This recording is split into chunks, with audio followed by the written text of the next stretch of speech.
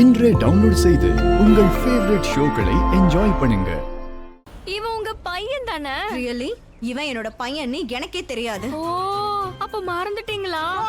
ஐயோ ஆயுஷ் உங்களோட பையன், உங்களோட ஒரே பையன். அதோட ஹனா உங்களோட பொண்ணு.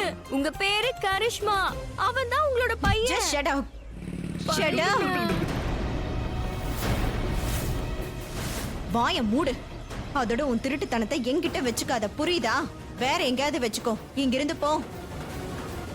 அட ஆயுஷ் உங்களோட பையன். அதை மறந்துடாதீங்க, புரியுதா? ஹனா உங்க பொண்ணு. ஹனி, இங்க பாருங்க, தன்னோட லிமிட்டை கிராஸ் பண்றா.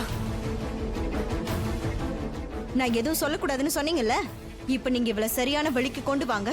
ஏன் ஏன் அவங்க ஏன் நான் வழிக்கு கொண்டு வரணும்? நான் எப்படி இருக்கணுமோ அப்படிதான் இருக்கேன்.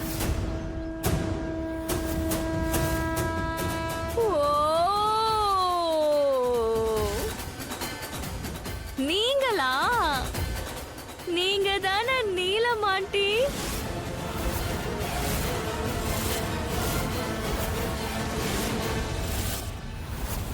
நீங்க இங்கயா? நீலமாண்டி, ரிஷியோட அம்மா நீலமாண்டி.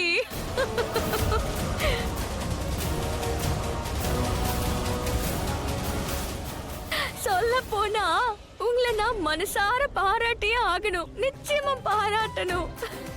நீங்க யாரு?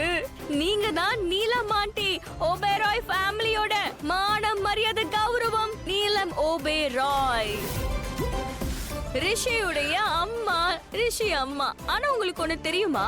நான் சொல்லவா? உங்களோட இந்த மானம் மரியாதை கௌரவம் எல்லாமே பொய்.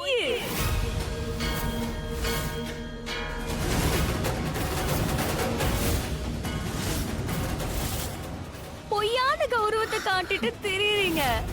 லக்ஷ்மி, கொஞ்சம் பார்த்து பேசு. அட அட, இவங்களோட கௌரவம் போலியானது.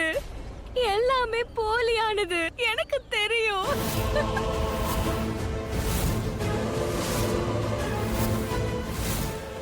வீட்ல எந்த ஒரு பிரச்சனை வந்தாலும், இல்லனா வீட்ல எது நடந்தாலும் நேரா என் மேல பழிய போட்டுருவாங்க.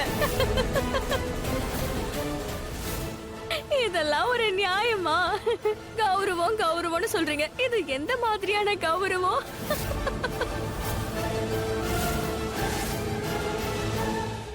ஜெய் ஸ்ரீராம்னு சொல்லுவீங்கல்ல, அதாவது ஸ்ரீராமருடைய பக்தை தானே நீங்க. அவரு கூட மிகப்பெரிய தவற பண்ணியிருந்தாரு. அவரு சீதாமாவை விட்டு விலகிட்டாரு. அப்ப கூட அவரை கடவுள்னு தான் சொன்னாங்க. ஏன்னா அவரு உண்மையிலே கடவுள் தான். ஆனா இங்க என்ன நடக்குது? உங்களோட கௌரவம்லாம் எங்க போச்சு? உங்களோட கௌரவம்லாம் சித்தால கட்டப்பட்ட கட்டடம் மாதிரி ஊதுனா போதும் அப்படியே விழுந்துடும்.